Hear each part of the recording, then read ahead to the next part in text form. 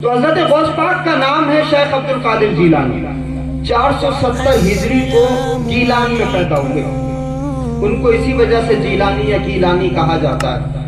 شیخ اس وجہ سے کہا جاتا ہے کیونکہ اس زمانے کے جتنے بڑے بڑے علماء تھے ان میں بڑا اہم مقام تھا حضرت غوث پاک کا, اور جو بہت بڑے عالم ہوتے ہیں ان کو شیخ کہا جاتا ہے اس زمانے میں, اور ابھی بھی کہا جاتا ہے شیخ. اسی طرح سے حضرت غوث اعظم رضی اللہ تعالیٰ عنہ کے بہت سارے القابات ہیں, دستگیر ہیں, آپ مدد فرمانے والے ہیں, اور ایسے بہت سارے تاریخی واقعات ہیں کہ کہیں سے لوگوں نے حضرت غوث پاک کو پکارا اور حضرت غوث پاک کی روحانیت میں ان کی مدد فرمائی. تو یہ ایک مختصر سا خاکہ. 470 ہجری کو پیدا ہوئے گیلان میں. رمضان کے پہلے روزے کو حضرت غوث پاک کی پیدائش ہے, اور آپ نے جب دودھ نہیں پیا تو طے ہو گیا کہ جی آج چاند دکھ چکا ہے. تو لوگ کشمکش میں تھے. یہ پہلی کرامت ان کی ظاہر ہوئی. لیکن اس کے باوجود ماں نے ان کو تعلیم دی, والد نے ان کو پڑھایا. میں جس پوائنٹ پہ لانا چاہتا ہوں مسلمانوں کو, پوائنٹ یہ ہے کہ اللہ رب العزت اس بات پر قادر ہے کہ وہ اپنے اولیاء کو ماں کے پیٹ میں بھی حافظ بنا دے. سبحان اللہ. اور دلی میں قطب الاقطاب حضرت خواجہ قطب الدین بختیار کاکی رحمۃ اللہ علیہ کا مزار مبارک ہے, آپ جانتے ہیں. قطب الاقطاب حضرت خواجہ قطب الدین بختیار کاکی 15 پاروں کے حافظ تھے. جب پڑھنے کے لیے گئے قاضی صاحب کے پاس, انہوں نے کہا الف با تا, سورہ فاتحہ سے شروع کیا, سبحان الذی اسری بعبدہ تک پڑھتے چلے. 4 سال کا بیٹا, 4 سال کا بچہ. کہا صاحب یہ پارے آپ کو کیسے یاد ہو؟ کہا نہیں, جب میں پیٹ میں تھا تو میری ماں ان پاروں کی کثرت سے تلاوت کیا کرتی تھی, اور ان کے تلاوت کرنے کی وجہ سے میں بھی آج قرآن مجید کا حافظ ہو گیا ہوں. تو اللہ تو اس بات پہ قادر ہے, تو وہ چاہے تو غوث پاک کو بڑا عالم بنا کے پیدا کر دے. صاحب کرامت بزرگ, پیدائشی ولی, اس کے باوجود بھی علم حاصل کر رہے. ابتدائی علم حضرت غوث پاک نے اپنی ماں سے حاصل کیا, والد سے حاصل کیا, اور پھر جو لوکل وہاں کے اسکول تھے وہاں پہ جا کے حاصل کیا. اس زمانے میں اسکول مدرسہ الگ نہیں تھا, کیونکہ انگریزوں نے فساد نہیں مچایا ہوا تھا اس زمانے میں. انہوں نے تو اب انتشار کیا. اس زمانے میں جو مدرسہ ہوتا تھا اس مدرسے میں سائنس بھی پڑھائی جاتی تھی, اس مدرسے میں حدیث بھی پڑھائی جاتی تھی. اور بیسیکلی سائنس کا جو سر چشمہ ہے تو قرآن مجید ہے. قرآن مجید سے تو سائنس نکلی ہے نا. یہ سائنس یہ جتنی بھی کائنات میں ہے اللہ نے تو بنائی ہے. یہ کائنات بنائی بھی اللہ کی ہے. اللہ کی بنائی ہوئی کائنات کا جو کیٹلاگ ہے, اس پوری کائنات کی جو انفارمیشن ہے, ہم موبائلیں خریدتے ہیں تو موبائل کے ساتھ میں ایک کارڈ بھی آتا ہے. اس موبائل کے جو فیچرز ہوتے ہیں وہ اس میں لکھے ہوتے ہیں کہ اس موبائل کی یہ خصوصیت ایسی ہوتا ہے نا. کوئی بھی پروڈکٹ آپ خرید لیں, اللہ نے کائنات بنائی, اس کے کیا کیا فیچرز ہیں یہ قرآن مجید میں دے دیے. سبحان اللہ. آپ کو سمجھنے میں آسانی ہو رہی ہے. تو اللہ نے کائنات بنا کر کے اس کے فیچرز قرآن مجید میں دے دیے اور سب کچھ بتا دیا کہ اس میں یہ ہے. تو سائنس کا سرچشمہ بھی قرآن مجید ہے.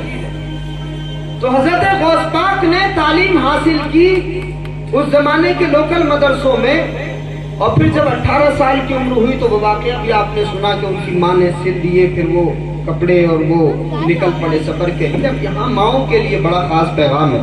غوث پاک کی ماں اپنے بچے کو جب بھیجنے لگی تو رونے لگی. حضرت غوث پاک نے کہا کہ ماں رو کیوں رہی ہو؟ تو کہنے لگی بیٹے اس لیے نہیں رو رہی ہوں کہ تم جدا ہو رہے ہو, اس لیے رو رہی ہوں کہ پھر ہماری ملاقات نہیں ہوگی. جو کسی مشن پہ آئے ہوتے ہیں نا, اور جن کی بعد والی زندگی نظر میں ہوتی ہے, چھوٹی چھوٹی چیزوں کو وہ مائنڈ نہیں کرتے. ان کو پتا ہے کہ ہمیں اللہ کے یہاں جواب دینا. تو یہ اولاد بھی اللہ نے عطا فرمائی ہے, تو اس اولاد کو ہم سینے سے لگا کے رکھیں یا امام حسین کی طرح میدان کارزار میں بھیج دیں, تاکہ یہ قربانیاں پیش کریں تو رسول اللہ کا دین آگے بڑھے. اگر حضور کے دین کا چراغ اتابہ کی زمین میں جل رہا ہے تو یہ امام حسین کے خون کا صدقہ ہے. اور اس چراغ کی لاج کو آگے بڑھانے والے حضرت شیخ عبد القادر جیلانی غوث اعظم رضی اللہ تعالیٰ عنہ. تو ان کی ماں نے یہ نہیں کہا بیٹے تو میرا بڑا لاڈلا ہے, تو مجھے چھوڑ کے کیوں جا رہا ہے. مشن ہے ایک ذہن میں, ماں تو ماں ہوتی ہے, رونے لگی. لیکن اس کے باوجود بھی اپنے بیٹے کو تعلیم حاصل کرنے کے لیے بھیجا. اس زمانے کی جو بڑی یونیورسٹی تھی, آج کے دور میں آکسفورڈ اور کیمبرج ہم کہہ سکتے ہیں, اس زمانے کی بڑی یونیورسٹی کہی جاتی تھی جامعہ نظامیہ, مدرسہ نظامیہ, بہت بڑا مدرسہ تھا. اس مدرسے میں حضرت امام غزالی پرنسپل تھے کسی زمانے میں. امام غزالی, شیخ سعدی نے وہاں پڑھا, बड़े बड़े बुजुर्गों ने उस मदरसे में जाके तालीम हासिल की, तो हजरत गौस पाक ने भी वहाँ तालीम हासिल की। कमाल बात मैं बताऊं, ये जो मदरसा था ना, इस मदरसे में स्कॉलरशिप भी दी जाती थी। इस मदरसे में science, फलसफा, geography, history, chemistry, biology, political science सब कुछ पढ़ाया जा रहा था इस मदरसे में। गौस पाक वहाँ पढ़ने के लिए पहुंचे तो बाज़ाब्ता हॉस्टल था, हॉस्टल की फीस थी। गौस पाक पढ़ने लगे, एडमिशन हो गया, बड़े ज़हीन होशियार थे।